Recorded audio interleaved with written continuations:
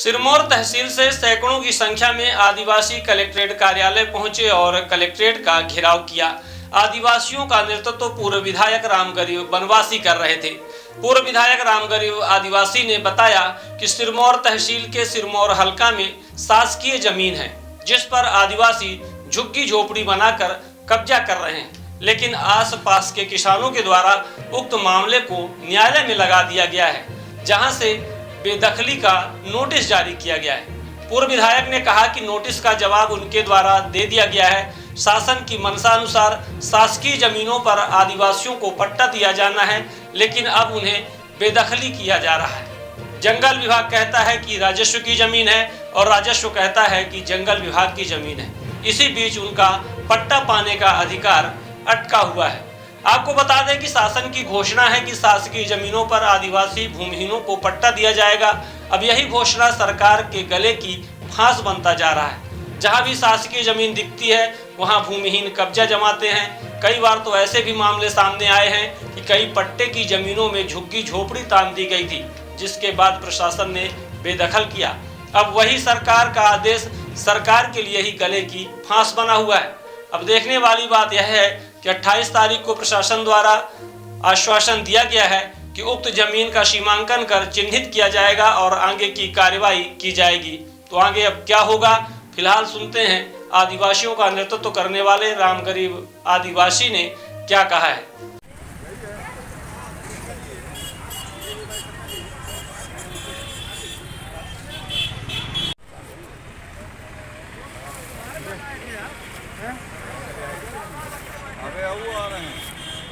एक मांग लेके कलेक्टर ऑफिस आए हैं। मांग लेकर के हम ये हम नहीं आए हैं, इनकी मांग की आवाज़ में आए हैं।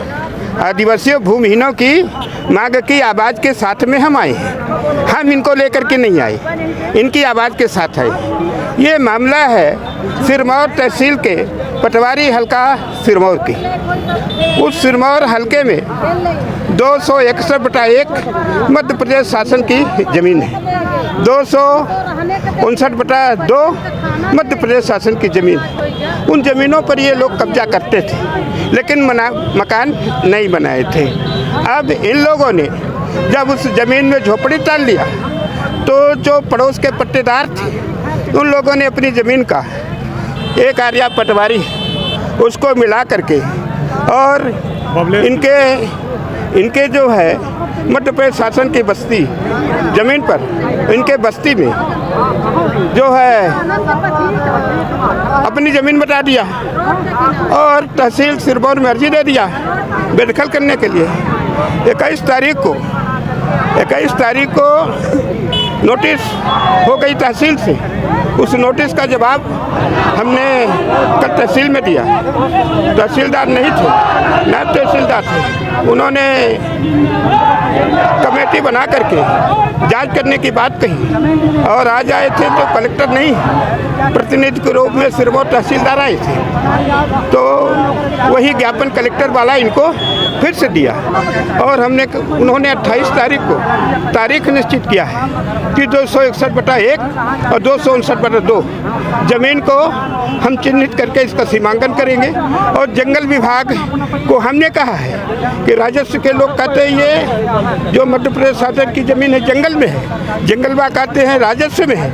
तो कल जो है 28 तारीख को इनकी ज़मीन का सीमांकन करने के लिए शासन के प्रावधान के आधार पर इनको पट्टा देने के लिए आश्वासन दिया गया है। एक तरफ भाजपा है जैसी बता रही है आदिवासियों को और एक तरफ उनको घर उजाड़ रही है, तो इसमें कांग्रेस के कहाँ है, मतलब इतना नहीं दिख रहा है कि कांग्रेस इस मुद्दे को बचा पाए, क्या कारण?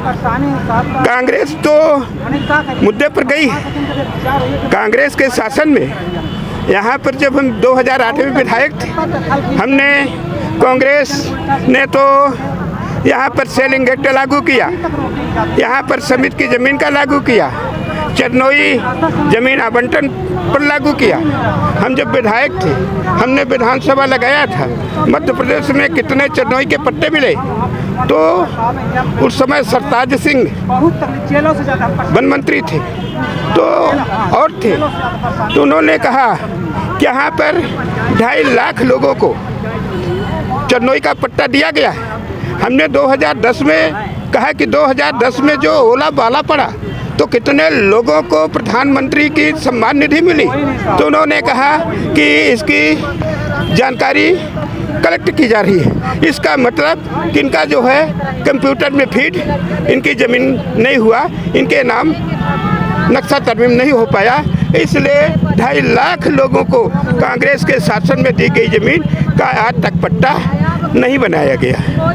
तो इसकी कहाँ गलती महसूस हो रही है आपको? क्योंकि देखिए आप कांग्रेस से वहाँ विधायक भी रहे, अब भाजपा के विधायक हैं, कहाँ पे कमियाँ आप पे दिखी या कमियाँ भी भाजपा में दिखी? देखो भाजपा कोई देखो राजनीतिक पार्टी नहीं है। भाजपा तो एक आरएसएस संगठन का जो घोड़ा है, उसके दिशा निर्देश पर यह चलता है और रुकता है। इसमें भाजपा वो जो आरएसएस है और भाजपा है, ये भारतीय जनता पार्टी इस देश में पूंजीपतियों की पार्टी है। पूंजीपतियों के पैसे से, उनके इशारे पर गरीबों का भाषणों में इनका हक देने के आश्वासन करती है। जो मुख्य चीज है आदिवासी के जल जंगल जमीन का अधिकार, उस पर नहीं जाती। वो तो कभी लाडली बहना पर जाती है, कभी गैस सिलेंडर पर जाती है, कभी राम मंदिर पर जाती है, कभी हिंदू मुस्लिम पर जाती है, कभी सिख ईसाई पर जाती है कि हिंदू को सुरक्षित रहना चाहिए। हाँ। Every passionate child has a unique story. Mount Ara Convent School. Mount Ara Convent School believes that a better future lies where children can love themselves. Mount Ara Convent School have trained and experienced teacher, modern infrastructure, van facility, big playground, pedagogically designed curriculum, CCTV surveillance in all classes.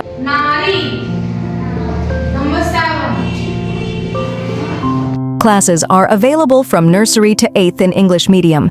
You can contact on 942-433-759-0, 990-7317817, or you can visit us on the address Mount Ara Convent School, near Yamuna Prasad, Shastri Mukh Badhir School, Topkhana, Rewa.